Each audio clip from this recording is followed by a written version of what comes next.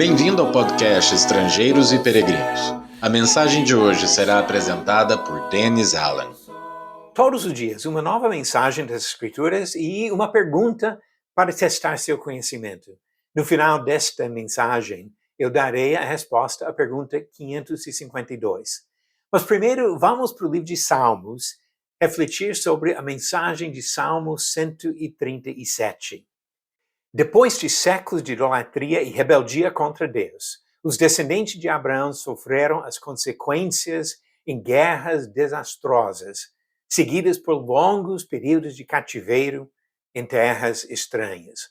Quando os babilônios levaram os judeus ao cativeiro, criaram comunidade de cativos perto de canais de irrigação e rios. Nessas colônias, os judeus foram obrigados a continuarem suas vidas, pois ficaram décadas nas beiras dos rios da Babilônia. Com algumas exceções importantes, os babilônios não respeitaram as crenças religiosas dos judeus e até procuraram ativamente apagar a religião dos cativos.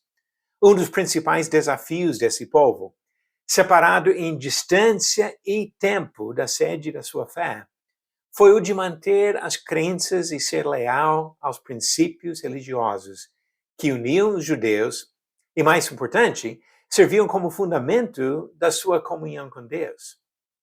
Foi neste contexto que Salmo 137 foi escrito. Considere as palavras deste cântico espiritual. Às margens dos rios da Babilônia, nós nos assentávamos e chorávamos, lembrando-nos de Sião. Nos salgueiros que lá havia, pendurávamos as nossas harpas, pois aqueles que nos levaram cativos nos pediam canções, e os nossos opressores que fôssemos alegres, dizendo: entoai-nos algum dos cânticos de Sião. Como, porém, haveríamos de entoar o canto do Senhor em terra estranha? Se eu de ti me esquecer, ó Jerusalém, que se resseque a minha mão direita. Apegue-se minha língua ao paladar, se não me lembrar de ti, se não preferir eu, Jerusalém, a minha maior alegria. Contra os filhos de Edom, lembra-te, Senhor, do dia de Jerusalém, pois diziam, arrasai, arrasai até aos fundamentos.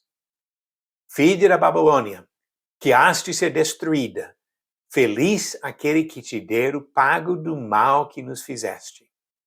Feliz aquele que pegar teus filhos e esmagá-los contra a pedra.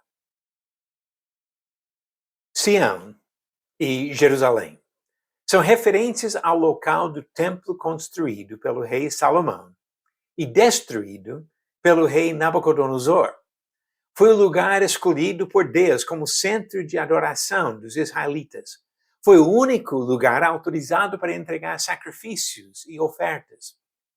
Para os judeus, foi impossível separar serviço a Deus deste local consagrado. Por isso, lamentaram a separação forçada da terra amada. Os babilônios tentaram reduzir a religião dos judeus a uma curiosidade, um espetáculo para entretenimento. Cante um hino de louvor para nós, para nosso entretenimento. Pediram aos judeus que cantassem seus hinos com alegria. Nossos fiéis não acharam motivo de alegria no seu afastamento do templo. Desta situação triste, nasceu um refrão que tem sido repetido ao longo de mais de 2.500 anos por judeus que olhavam para Jerusalém com desejo de voltar para essa cidade. O refrão do Salmo 137, versos 5 e 6. Se eu de ti me esquecer, ó Jerusalém, que se resseque a minha mão direita. Apegue-se minha língua ao paladar, se não me lembrar de ti, se não preferir eu, Jerusalém, a minha maior alegria. No Novo Testamento, Jesus ensinou que a cidade de Jerusalém e seu templo não teriam mais a mesma importância.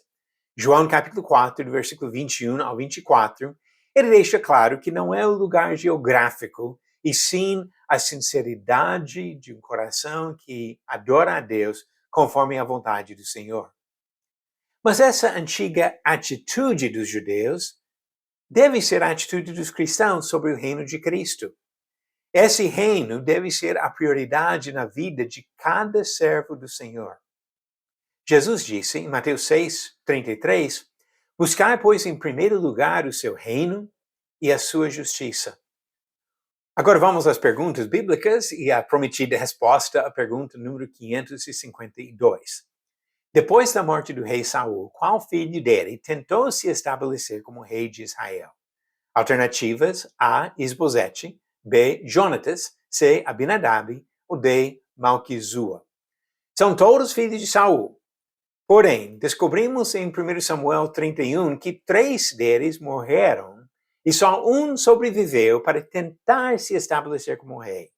A resposta certa: A. Isbosete, porque Jonatas, Abinadab e Malquizua morreram junto com o pai deles, o rei Saul, em batalha. Isbosete sobreviveu, resistiu ao decreto do Senhor que escolheu Davi para ser o próximo rei e tentou se estabelecer como rei de Israel, mas ele se perdeu e Davi reinou sobre Israel. Isso em 2 Samuel, capítulo 2-5. Agora a nova pergunta do dia, pergunta número 553. Quando Cornélio mandou chamar Pedro para ensiná-lo sobre Jesus, este apóstolo estava em qual cidade? Alternativas: A. Jerusalém, B. Jope, C. Roma ou D. Cafarnaum.